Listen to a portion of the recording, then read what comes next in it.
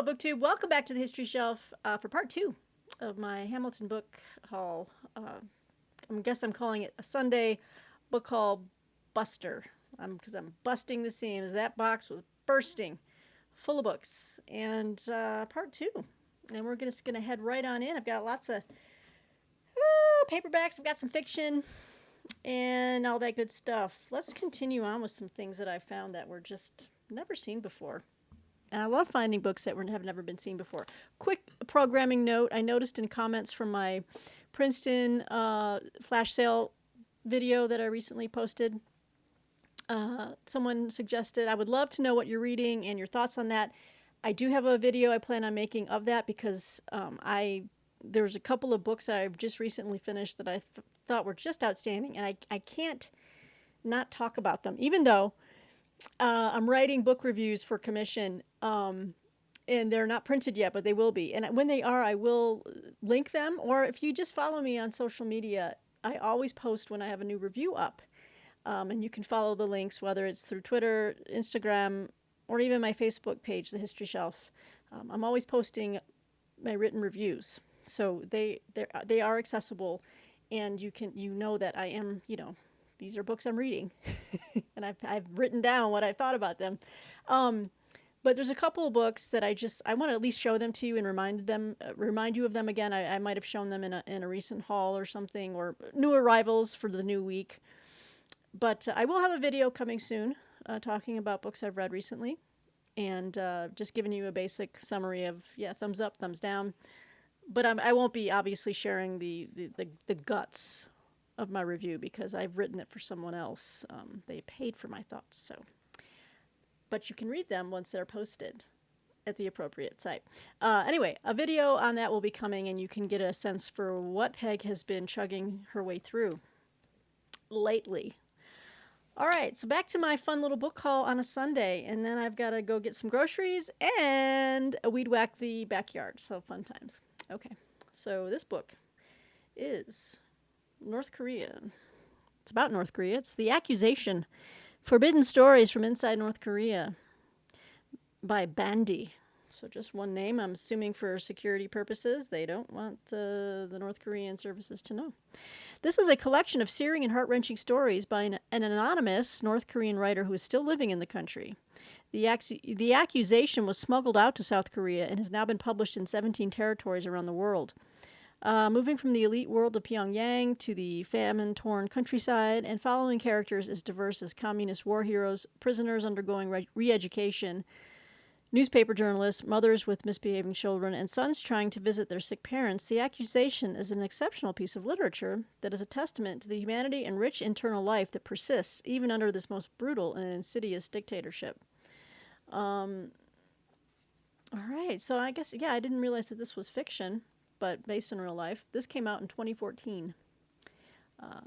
So, if you have followed my channel from the get-go, gosh, how many years has it been now? 2019 or 2018? North Korea has always been a fixture of mine, as I've said before many a time. I have a sub-minor. It's a joke. I don't have a minor, but a minor in despots. Dictators. Bad guys. I just read a lot about it. All right, moving on. We're kind of going to jump all over the place. This is a little... it's a very slim volume, and the print is very old. But anyway, adding to my body of history on the Pacific Theater in World War II. In the last video on this book haul, I showed you 2 books by Saul David, and one of them is on the Battle of Okinawa. This was another very important battle that was also highlighted in The Mosquito Bowl by Buzz Bissinger, which I recently read, and will be coming... Oh, actually, my review was already published. I can't say where... Well, I can't say where, though, because I'm supposed to be... It's an anonymous review. But anyway, that came out a while ago. But it was a good book. And they mentioned this island, and this is the Battle of Tarawa, the incredible story of one of World War II's bloodiest battles by Robert Sherrod. So it's a slim little history. I think it's a Skyhorse Publishing. Yep. This is the classic account of a war correspondent trapped in the hot hell of the Pacific Front. In the summer of '43, at the height of World War II, battles exploded all throughout the Pacific Theater. In mid-November, the United States waged a bloody campaign on Betio Island in the Tarawa Atoll, the most heavily fortified Japanese territory in the entire Pacific. Through all the horror and mayhem of this deadly battle, one journalist was there to chronicle the entire thing. Dive into war correspondent Robert Sherrod's battlefield account as he goes ashore with the assault troops of the U.S. Marine 2nd Marine Division in Tarawa. Follow the story of the U.S. Army 27th Infantry Division as nearly 35,000 troops take on less than 5,000 Japanese defenders in one of the most savage engagements of the war. By the end of this bloody battle, only 17 Japanese soldiers were still alive. Only 17 out of 5,000. So Sherrod tells the ins and outs of life alongside the U.S. Marines who fought so bravely. The battle itself carried on for 3 days, but Sherrod, a dedicated journalist, remained in Tarawa until the very end, and through his writing shares every detail. So, this is about 150 pages. This is going to be great. The type print, as you can see, is like one of those real fat font, and it's kind of the ink kind of bleeds a little bit at the edges. I've seen this in some cheaper editions, and it was a cheap edition, but I just wanted the content, so it's fantastic. I found this book, and it was marked down. It's also from one of my favorite military history publishers, Casemate. This is Prisoner of the Samurai, Surviving the Sinking of the USS Houston and the Death Railway by James G. and Rosalie H. Smith, edited by Allison Smith. It's a slim little volume.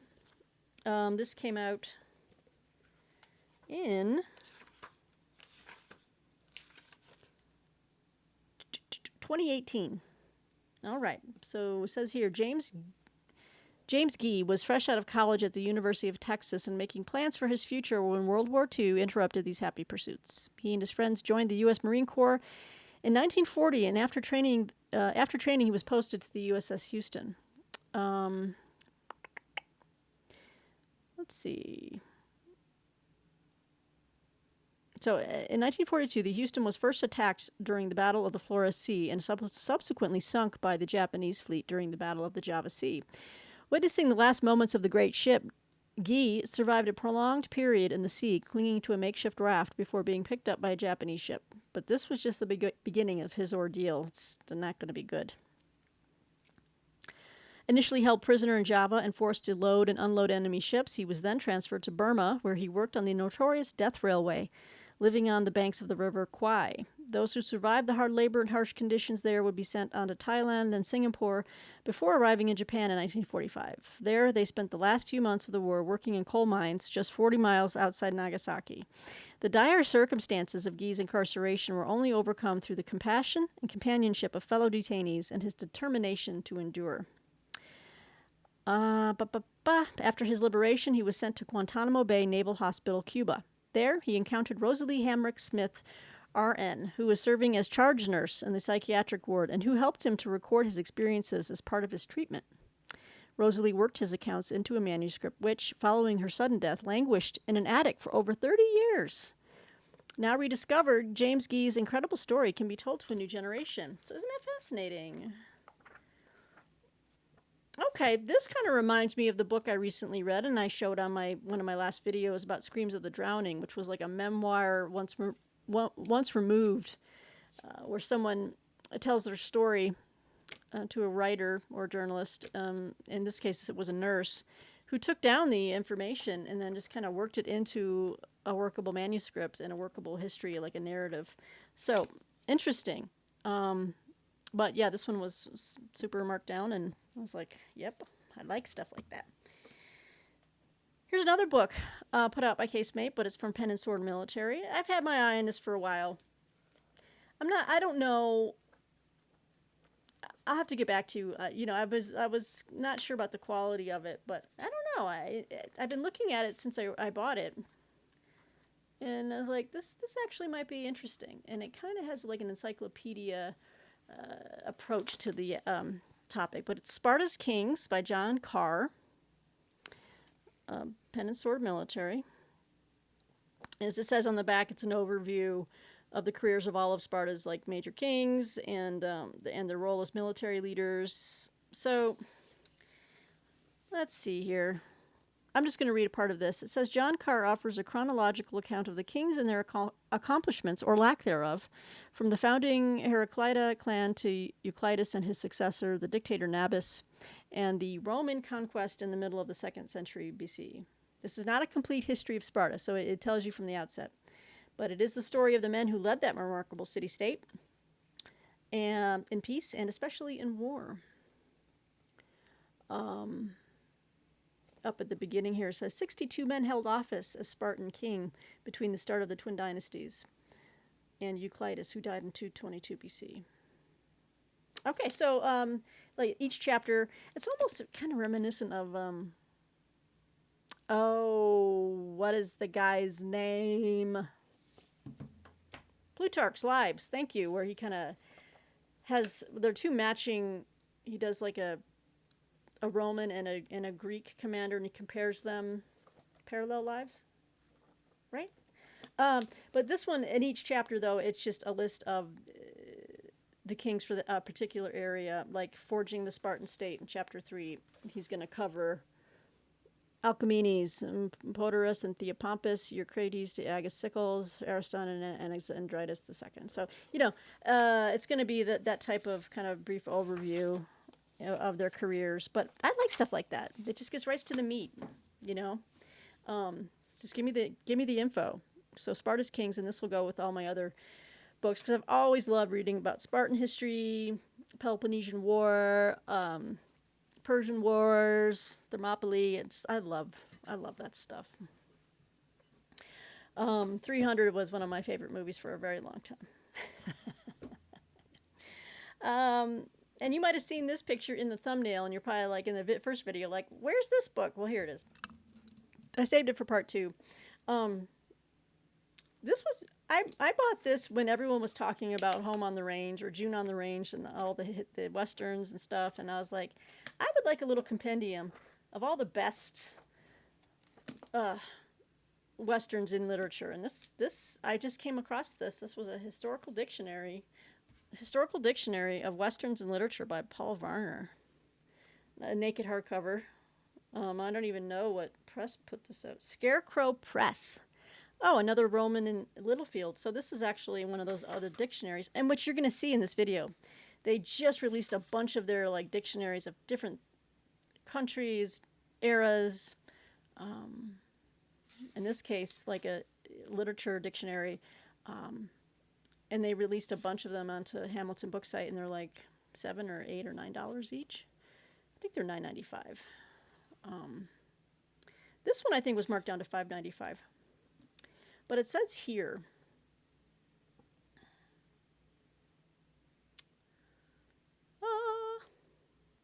in 1902, when Owen Wister, a member of the Eastern blue blood aristocracy and friend of novelist Henry James, became a best-selling author with The Virginian, few readers would have guessed that a new kind of American literature was being born.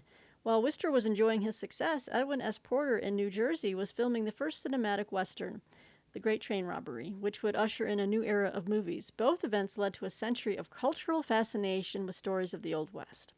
Historical Dictionary of Westerns in Literature examines Western literature through a chronology, bibliography, introductory essay, and hundreds of cross-reference dictionary entries on such authors as Zane Grey, Max Brand, Clarence Mulford, Ernest Haycock, Luke Short, Dorothy Johnson, Louis L'Amour, and Cormac McCarthy. So, yeah, there you go. Oh, look at that. So, yeah.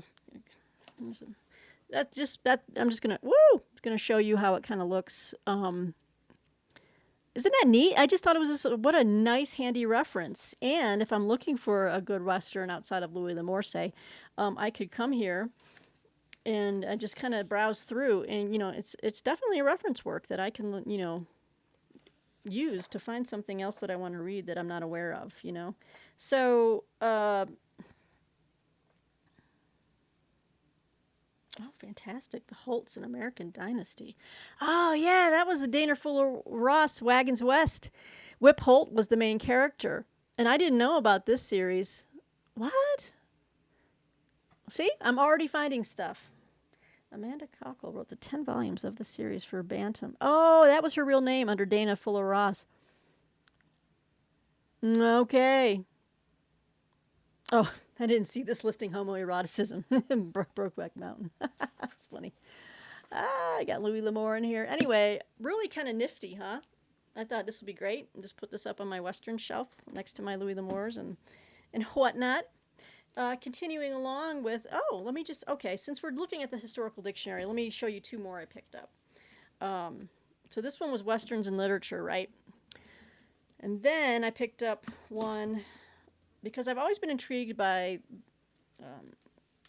back when I was doing my my degree in history, and I wrote several papers, and one of them, well, I wrote a ton of papers, but one of them was on the Italian War, and anyway, I really was diving deep into early Roman history, and I've always been intrigued by the Etruscans.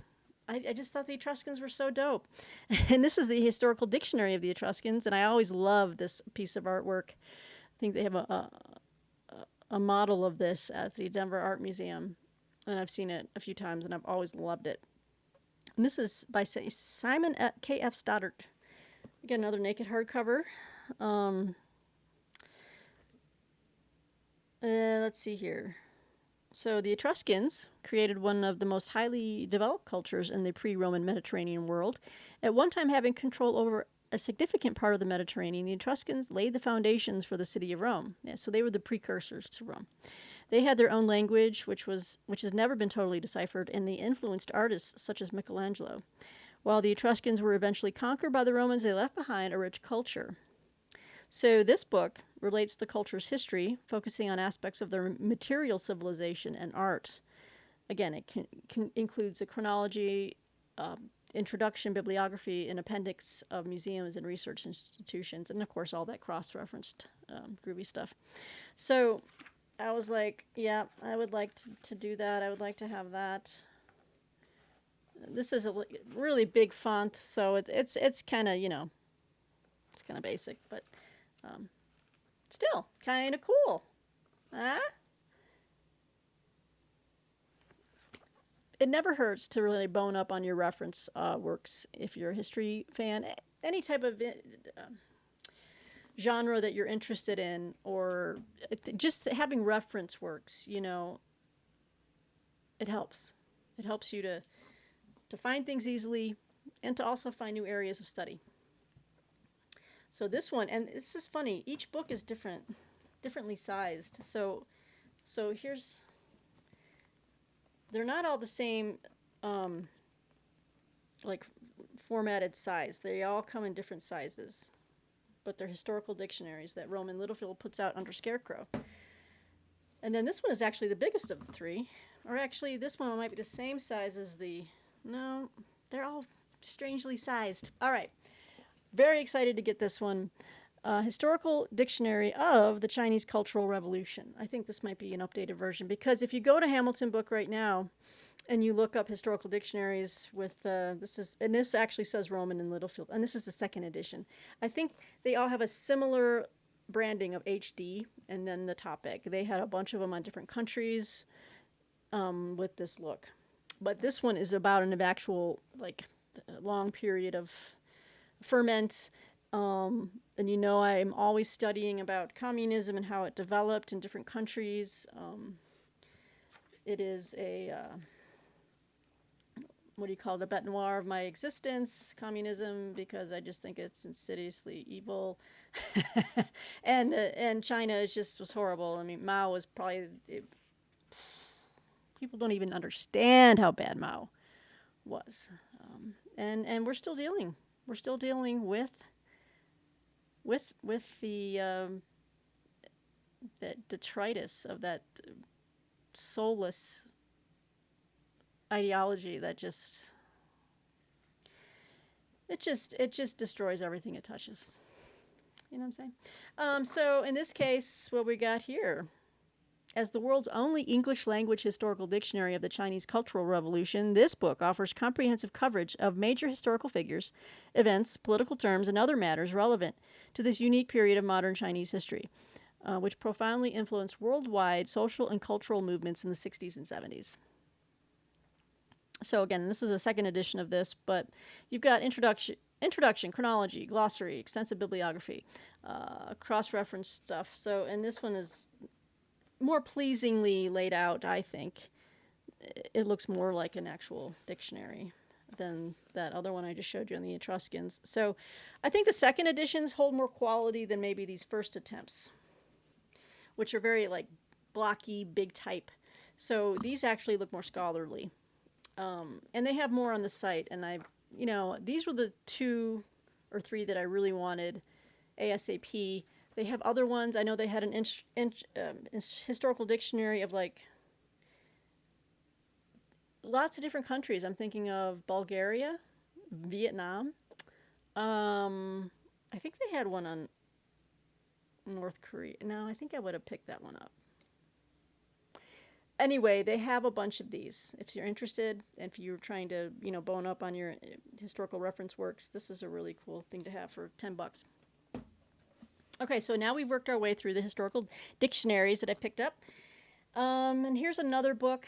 It's a naked hardcover. This is by Larry E. Morris. This goes into like American Western history. In the Wake of Lewis and Clark, the Expedition and the Making of Antebellum America. Another Rowman and Littlefield's publication. A lot of these went on sale, and I was just like, whoop. Because if you go to the Rowman and Littlefield site, they got really great titles, really freaking expensive. So whenever they come around to Hamilton Book or elsewhere, I snap them up. And this is why I have such a large haul. With this book, Larry E. Morris complements the compelling story he began with the fate of Cor, and that's Corps. Named a History Book Club selection and a Choice Magazine Outstanding Academic title, illustrating how Thomas Jefferson's vision of a sea-to-sea empire gave rise to the Lewis and Clark expedition. Morse shows how the expedition impacted a host of fascinating individuals. John Coulter, the first European to see Yellowstone, who helped William Clark create his master map of the West. John Jacob Astor, the prominent fur trade entrepreneur who launched the second American trek to the Pacific. Ramsey Crooks, counting them off, an historian adventurer present for the discovery of the Tetons, Hell's Canyon, and South Pass, who later became one of the most important merchants in the history of the fur trade. Thomas Hart Benton, a North Carolina native who went west after nearly killing Andrew Jackson in a gunfight and became the U.S. Senate's most powerful voice for Western expansion, and the father-in-law of the Pathfinder, John C. Fremont. And then General Stephen Watts Kearny, whose conquest of California during the Mexican War fulfilled Jefferson's vision of a nation that spanned the continent. So 6 guys that are kind of really called out. So kind of interesting. I never heard of this book before, but I'm always interested. And I've been wanting the. I've seen 2 people, and I was so close to getting it. Seen 2 people on BookTube, Johnny Keene and Summer at Sterling Reed's, who both picked up around the same time. The Journals of William and Clark by Bernard de Soto. And I want that edition, and I had it. It was on sale at Book Outlet, and then I didn't purchase it fast enough, and it was out of stock already, but I'm going to get it. But I kind of want to do a little mini deep dive into the Lewis and Clark expedition, and just, reading their primary sources, the diary or the journals. And I just thought this would be a great complement to that. It's not a super big book, about 200 pages. It's got some, pictures in the, not a lot, but enough, but it looks like it'd be a good read. If anyone has heard of this or read it, please let me know. As with any of these books, I always want to know if you guys have read it or find it intriguing and all that good stuff. Okay, so, wow. We've already moved through that stack. We're doing pretty good at 24 minutes. Let me lean down real quick and pick up the next stack. And hopefully my camera will stop freaking out. Okay, 1 second. Okay, thank you. We're back. All right. This is an interesting little, I guess you call it a memoir, a little personal history of a gentleman who has some inside info on what it's like to live on a nuclear submarine and to work on it. So I don't know. I was intrigued by this. This is Under Pressure, Living Life and Avoiding Death on a Nuclear Submarine by Richard Humphreys. Really cool cover. This is put out by, this looks like by Mudlark, which is an imprint of HarperCollins. So what do we got here? Imagine a world without natural lights, where you can barely stand up straight for fear of knocking your head and have no idea of where in the world you are or what time of day it is, where you sleep in a coffin-sized bunk and sometimes eat a full roast for breakfast. That actually sounds really good, at least that last part. I mean, I would eat a roast for breakfast. I love me some beef. Now imagine sharing that world with 140 other sweaty bodies. No, thank you.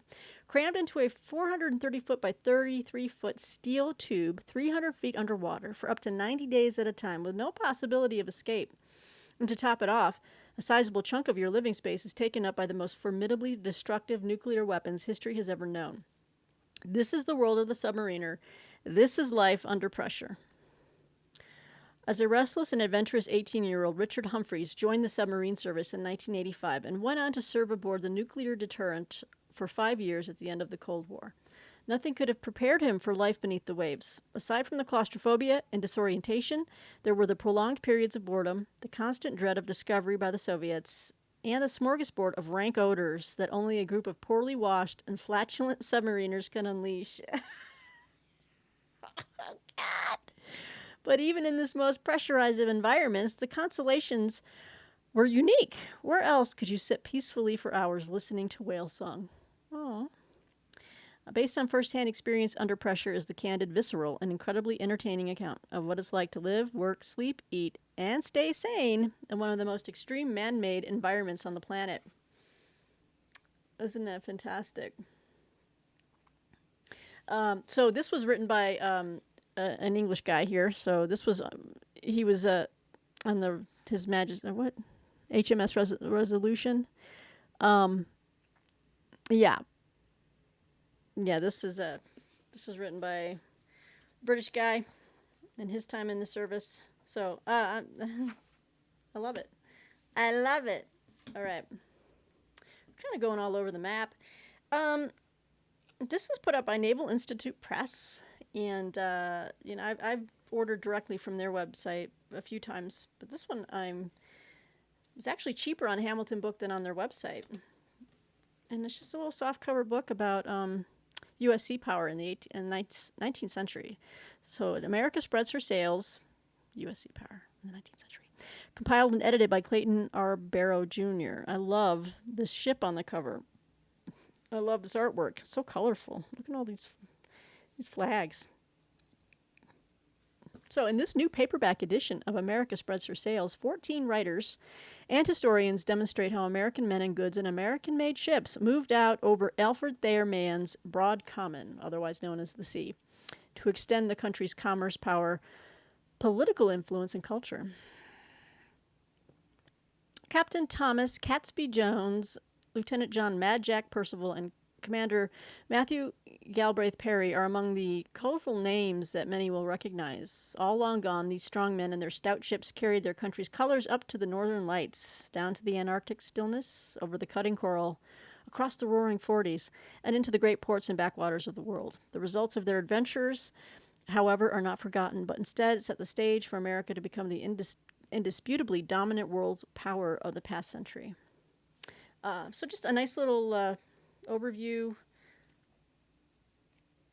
We got a chapter on Matthew Perry and the African Squadron, Prophet and Adventure in Paraguay, the USS Potomac and the Pepper Pirates. I mean, fun little chapters. We've got that kind of like that reprinted art from the Library of Congress in black and white.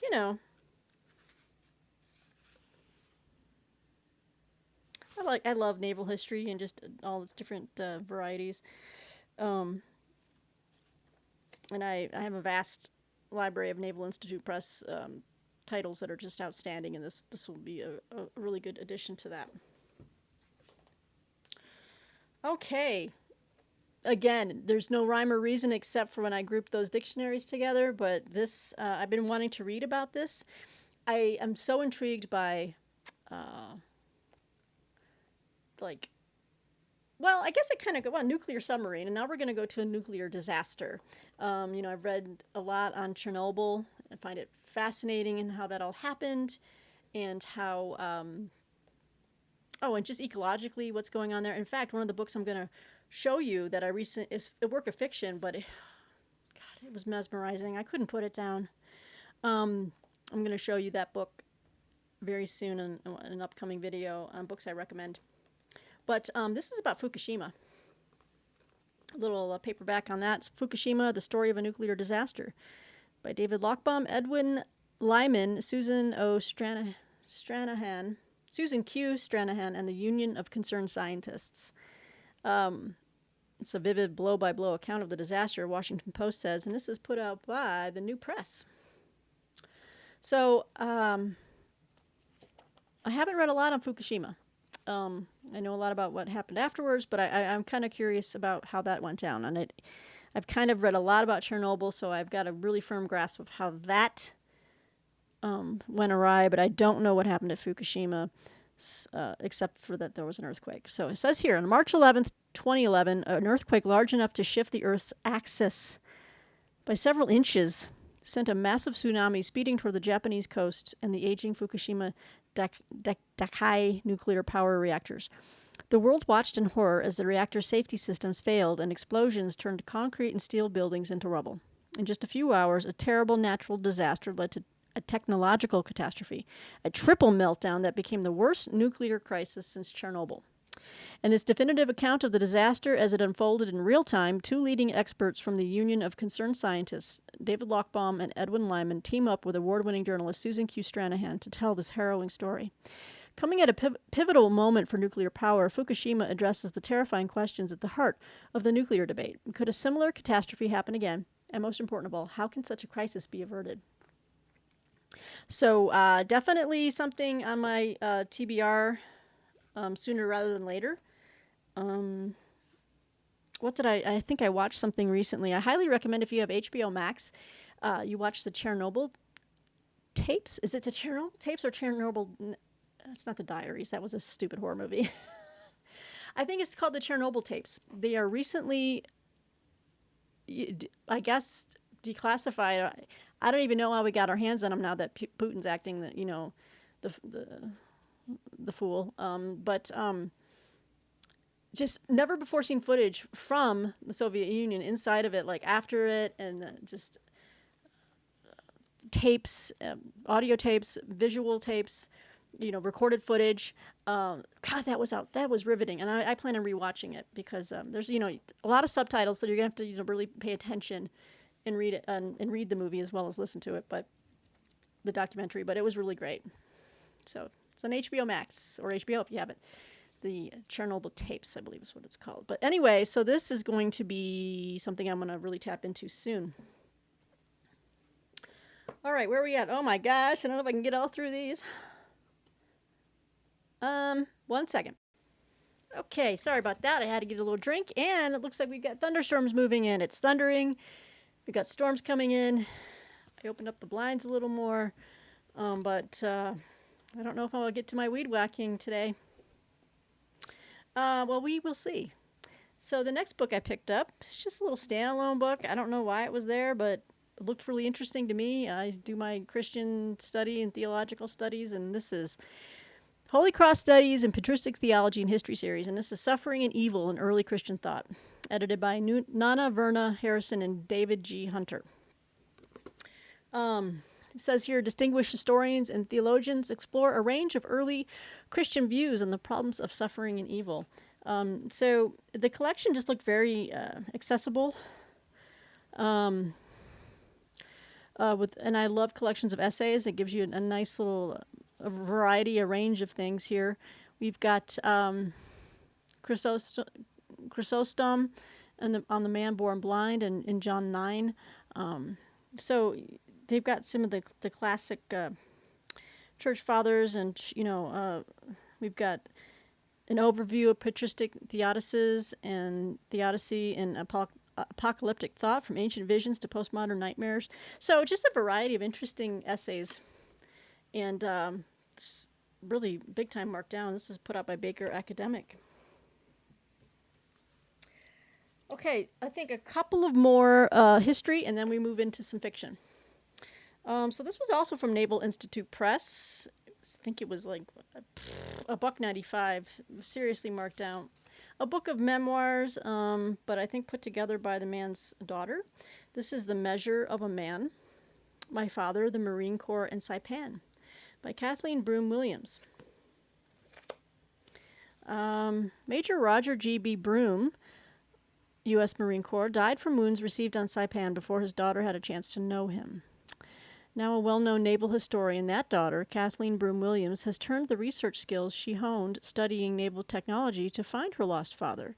She makes full use of an extensive collection of her father's colorful and articulate letters, along with the testimony of surviving leathernecks who served with Major Broome, backed up by official records.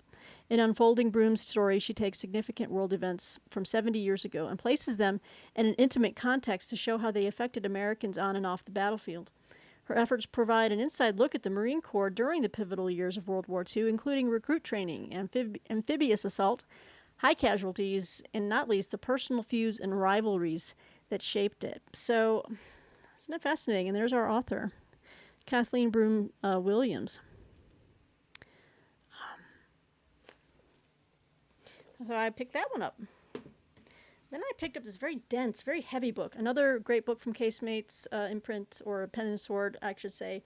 Casemate delivers, but this is from Pen and Sword Military. And this kind of feeds into my recent kind of just, I want to know everything about South Africa that I can. Of a book that I'm going to recommend to you in an upcoming video. But, and this is more from a war standpoint and military history standpoint. But this is Total Onslaught.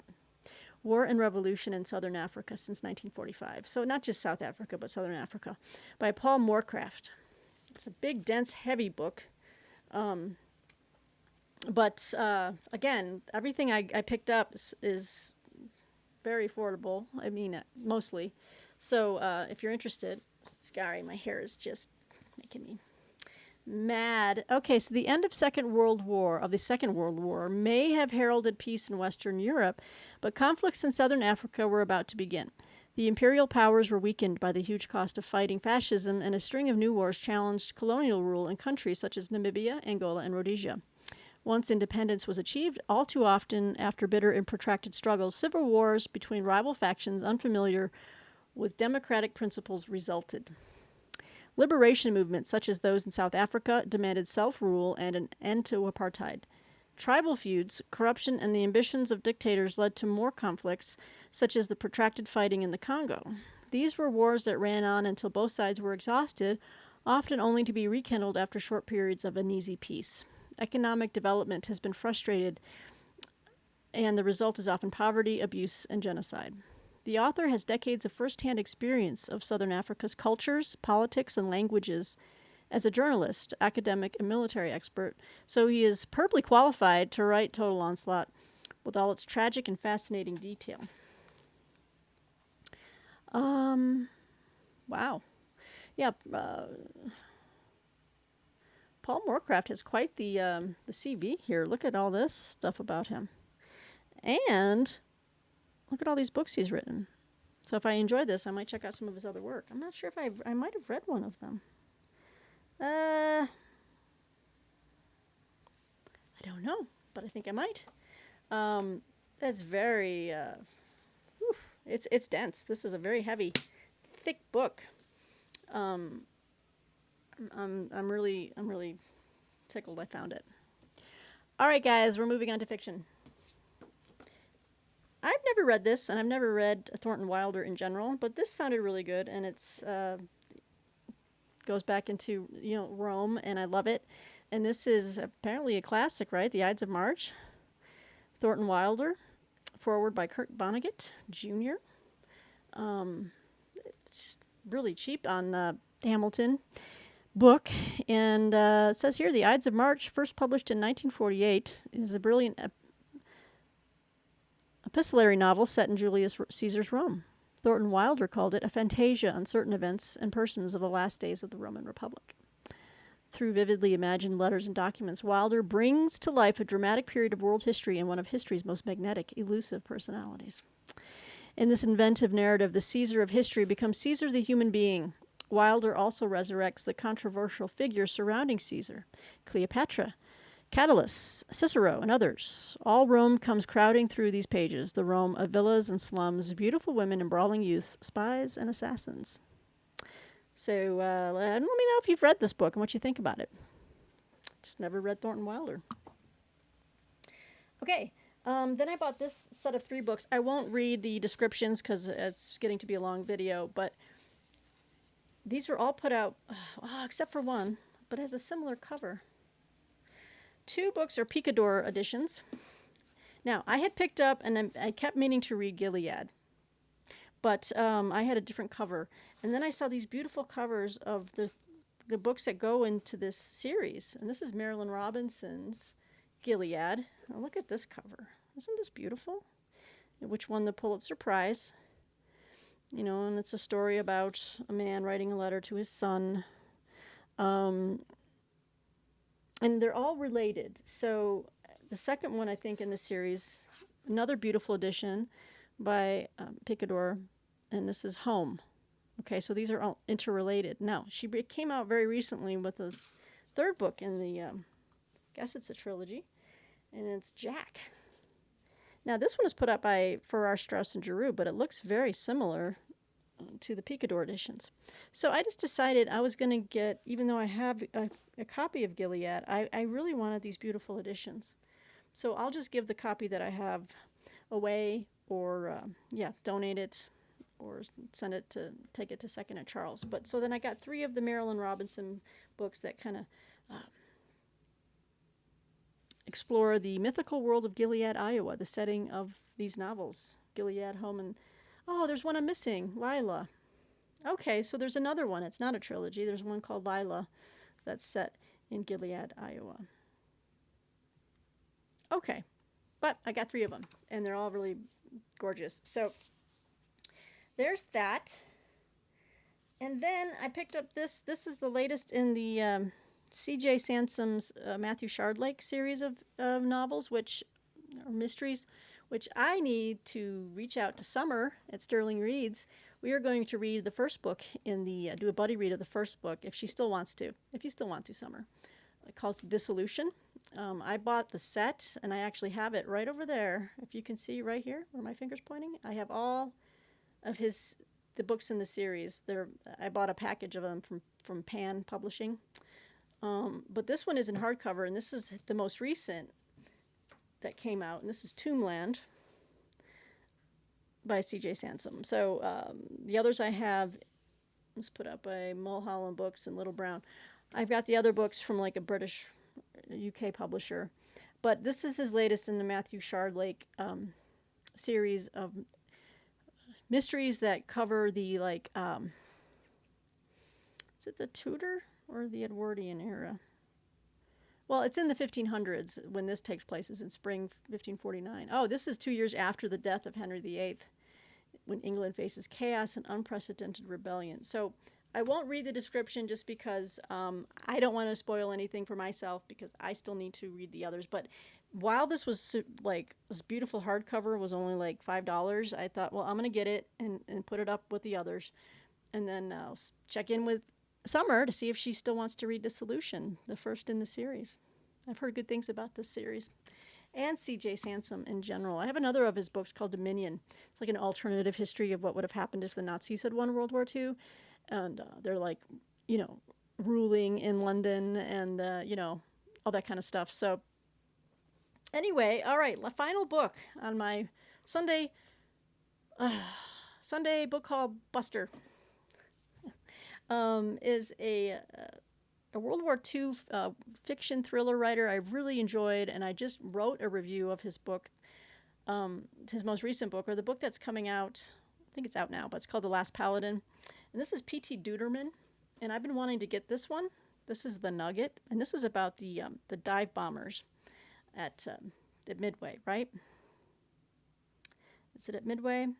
Because the dive bombers, or the dauntless dive bombers, are the ones that really turned the tide in that battle. So it says Hawaii, 1941. Lieutenant Bobby Steele is a fresh-faced and eager naval aviator, a nugget who needs to learn the ropes and complex procedures of taking off and returning safely to his aircraft carrier. A blurry night of drinking lands him in an unfamiliar bed aboard the USS Oklahoma. Later that day, the Japanese destroy Pearl Harbor and the United States declares war. After cheating death and losing friends in this catastrophe, the formerly naive Steele vows to avenge the attack. Flying sea battle after battle, Steele survives the most dangerous air combat in World War II and proves his mettle as a dive bomber pilot. But when his ship is sunk in waters off a remote island occupied by Japan, Steele must survive by means he can't imagine, only to face an even greater threat ashore. Packed with authentic military action on land and at sea in the Pacific theater of World War II, and featuring a memorable protagonist based on a true-life hero, The Nugget is a first-class adventure by a former commander whose family served in the Pacific.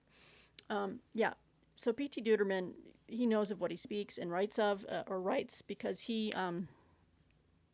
been there and done that, and his books are authentic in that you can get lost sometimes in the jargon. He really I think I did a review on his trial by fire aboard a fire on the USS Franklin, I think, and boy, he knows every bulkhead, every bolt, some of the things that parts of the ship, I'm like, what is this? I needed a dictionary, but it felt extremely authentic and real.